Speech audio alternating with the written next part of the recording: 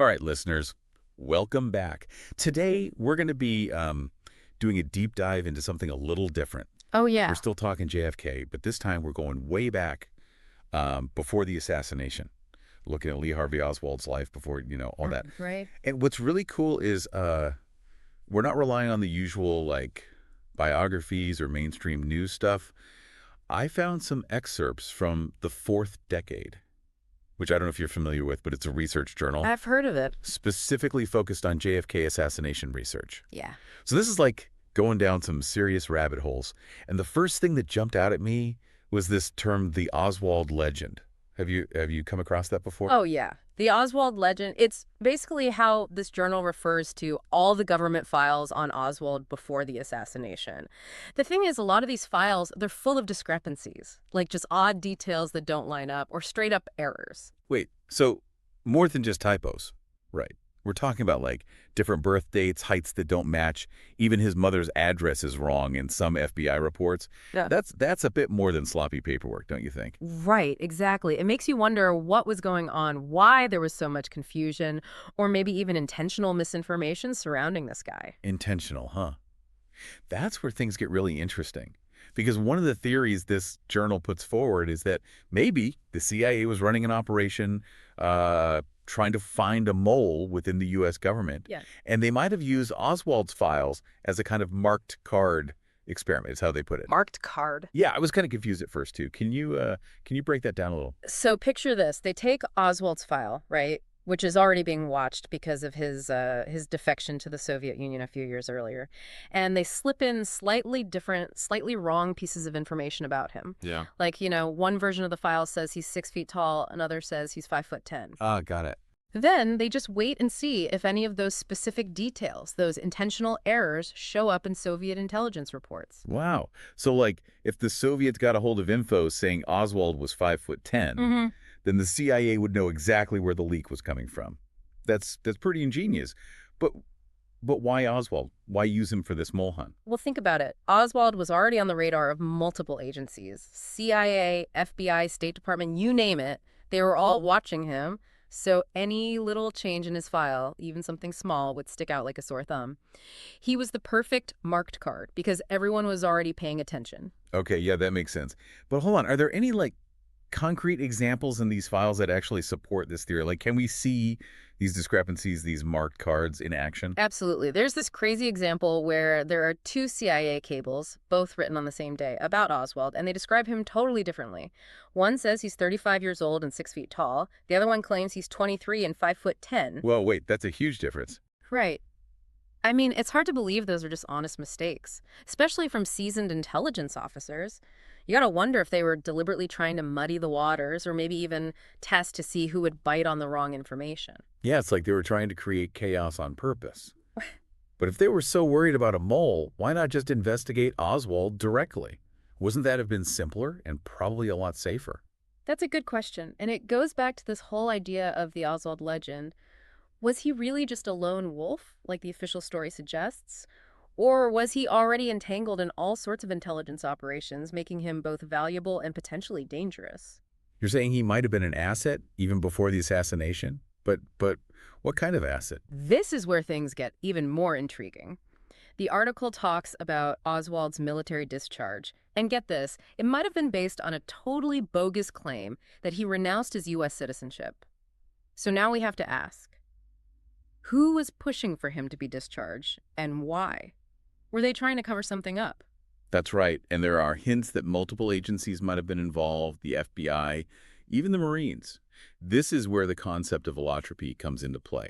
It basically means you have different versions of the same information floating around in different files, almost like having multiple versions of your birth certificate, each with different details. Oh, wow. So instead of a clear picture of Oswald, we have all these like distorted images, maybe reflecting different agendas. It's hard to know which one is the real Oswald. Exactly, and that's what makes this whole deep dive so fascinating. We're not just learning about Oswald, we're getting a glimpse into how intelligence agencies operate, how information can be manipulated, and how hard it is to really get to the truth of anything.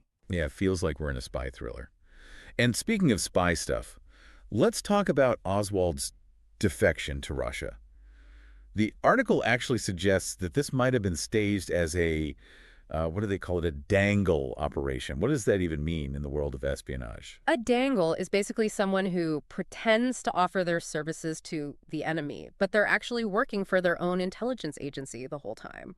Like, imagine a double agent offering to spy for the Soviets, but they're really feeding them false information or trying to expose their spies. Ah, so you're saying Oswald might have been a plant? Did he actually try to give the Soviets any real intel? Well, that's the thing. He went to the U.S. Embassy in Moscow and told them he was willing to share all kinds of secrets he learned as a radar operator in the Marines, even stuff about the U-2 spy plane, which was super top secret at the time. Hold on, the U-2 spy plane. That was a huge deal back then. Did he actually spill the beans?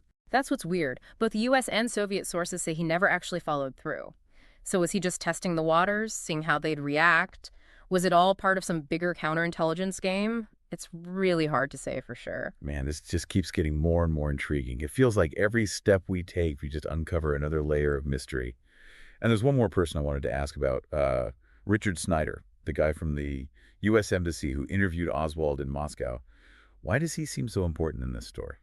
Snyder's a really interesting character. The thing is, he acted really strangely, both when Oswald first defected in 59 and then later in 61 when Oswald wanted to come back to America and get his passport back. Like, he put wrong information in reports, left out key details, and even seemed to deliberately delay giving Oswald his passport back, even though the State Department had told him to do it. So is Snyder part of this Oswald legend puzzle too?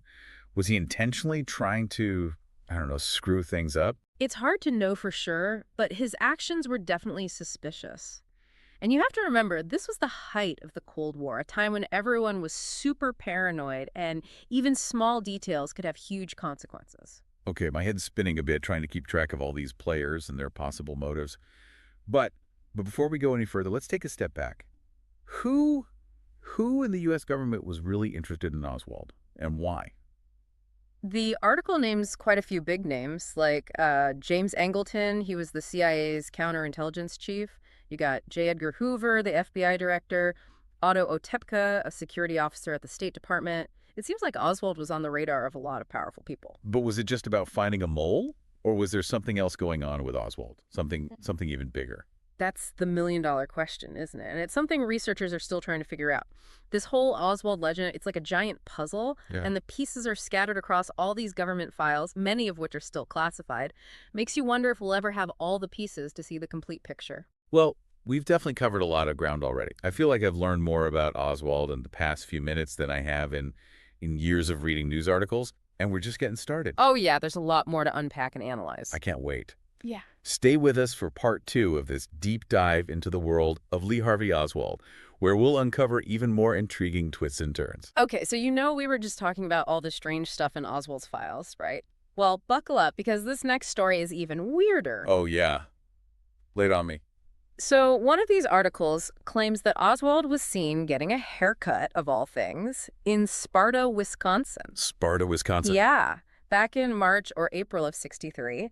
The barber, a guy named John Abbott, was absolutely convinced it was him. Yeah. He even remembered these really distinctive scars that Oswald had, scars that matched up perfectly with his military records. Wow. Okay, but didn't we, just establish that Oswald was supposed to be in Dallas around that time? That's the thing. Oswald's work records from his job in Dallas, they seem to give him an alibi for that day. So how could he be in 2 places at once? Well, the author of the article actually did some digging and found that Oswald might have had that specific day off work. So maybe he could have snuck away for a quick haircut in Wisconsin, although that's a pretty far drive. What would take him all the way out there? That's a great question, and the article doesn't really give us any answers. More mysteries. But to make things even more interesting, apparently Oswald told the barber that he was blackmailing a nightclub owner back in Dallas. Blackmail. Okay, now this is getting juicy. Does that tie into anything else we know about Oswald's life at the time? Was he involved with any shady characters? It's hard to say for sure, but remember, Oswald was connected to all kinds of fringe political groups back then. Some of those groups were actually under FBI surveillance, so maybe this blackmail thing was related to those activities. Or maybe it was something totally separate. It's funny. The more we learn about Oswald, the less we seem to know. That's for sure. But for now, let's put a pin in the Sparta haircut mystery and jump to another article you sent over. This one's really interesting. It claims that Fidel Castro's government in Cuba was like super involved in investigating the JFK assassination. Castro's government was investigating. I mean, I guess I could see why they'd want to get to the bottom of it, too. Oh, yeah, they were definitely taking it seriously. They actually came up with a list of 5 men who they believed could have been shooters in Dealey Plaza. One of those names was Herminio Diaz. Herminio Diaz, never heard of him. He was a Cuban exile who had, get this, connections to the CIA and was known as a really good marksman. Hold on. A Cuban exile with CIA ties who might have been involved in the assassination. That sounds like something straight out of a conspiracy theory. Is there any truth to this Diaz character? Oh, he's a real person, all right. But he doesn't usually pop up in the usual JFK assassination discussions. Makes you wonder if the Cubans stumbled onto something that the U.S. government missed, or maybe even tried to bury. Yeah, it's totally possible, especially with all the, potential for misinformation and hidden agendas we've been talking about. Right, exactly. And this is a good reminder that sometimes you need to look at things from different angles, especially when you're dealing with something as complex as the JFK assassination. There are a lot of different perspectives out there. Okay, so we have this Cuban exile, potentially linked to the CIA, who might have been involved. What kind of motive would he have had? That's the big question. And unfortunately, the article doesn't give us a clear answer. But it is important to remember that Cuban exiles back then were, really opposed to Castro's regime and might have had their own reasons for wanting to see Kennedy gone. So maybe Diaz was acting on his own, as part of some rogue operation. Or was he part of something bigger, more organized? Like, did someone put him up to it? Again, we don't have enough to go on to say for sure. But the fact that the Cubans were actively investigating this and naming potential suspects just adds another layer of intrigue to this whole story. It definitely does. And speaking of intriguing details, there's this one weird thing from this Cuban intelligence article that I wanted to ask you about. They claim that Santos Traficante, the mobster, was originally from Chicago. Does that sound right to you? Actually, that's where they got it wrong. Traficante was definitely a Florida mobster, born and raised there. His dad was like a big shot in the Tampa Mafia. So why would the Cubans get such a basic fact wrong? Seems kind of strange, almost like they were trying to throw people off the scent. Yeah, it's definitely possible. Maybe they were trying to create a false trail or something, or maybe it was just an honest mistake, And it happens, especially when you're dealing with intelligence gathering. But it does highlight how tricky it can be when you're trying to piece together information from multiple sources, especially when those sources might have their own, reasons for not telling the whole truth. Man, it's amazing how, with all this digging we're doing, the line between fact and fiction just gets blurrier and blurrier. Makes you wonder if we can ever really be sure about what happened, even with an event as well documented as the JFK assassination. You're absolutely right. That's why we have to keep asking questions, keep pushing, keep searching for the truth, even if it means challenging the official story, because sometimes the official story is just, the tip of the iceberg. Well, I don't know about you, but I'm feeling like this has been a pretty eye-opening journey so far. We've definitely peeled back some layers of the Oswald legend, and man, some of the stuff we found is pretty unsettling, to say the least. Yeah, it has been pretty wild, and we're not done yet. There's still more to talk about, more to dig into, more to try and make sense of. I'm ready for more. Let's keep going with this deep dive in part 3 and see what else we can unearth. So we've spent the last 2 parts really digging into this whole Oswald legend thing. Yeah, we have. Using those unusual sources you brought to the table. I mean, it's been quite a journey so far, wouldn't you say? It really has. Yeah. And we haven't even gone to the assassination itself yet. Right. But even so, we've learned a ton about who Oswald was, or at least who the government thought he was in those years leading up to, November 63. I feel like I'm looking at this whole period and Oswald himself with a whole new set of eyes now. Yeah. So for you, expert speaker, what's been the big takeaway from all this? What does it tell us about, how intelligence agencies operate and how tricky it is to really know what happened in the past, especially with something like this? Well, I think for me, at least, it just really highlights how murky and complex the world of intelligence really is. It's all about secrets, misinformation, and people with different agendas all kind of clashing together. It's like a hall of mirrors. Exactly. So when you're trying to understand something like the JFK assassination, you have to be incredibly careful about just accepting any one narrative as the absolute truth. Because even the official story, the one from the Warren Commission, it could be based on incomplete information, or even, like we've seen, deliberately manipulated information. Yeah, right. It's like trying to solve a puzzle, but half the pieces are missing, and some of the ones you do have might be from a different puzzle entirely. That's a great way to put it. And that's exactly why we have to keep questioning, keep digging, and be open to the idea that, things might not be what they seem on the surface. So given everything we've discussed, how confident can we really be in any official version of events? Not just with JFK, but with any major historical event, especially when you consider how much information is still, hidden from public view. Yeah, it definitely makes you think, doesn't it? It really does. It's kind of unsettling, to be honest. It is, and I think that's precisely why deep dives like this one are so important. They challenge us to think critically, to question authority, Yeah. to never stop searching for the truth, even when it feels like it's slipping away. Well said. And on that note, I think it's time to wrap things up.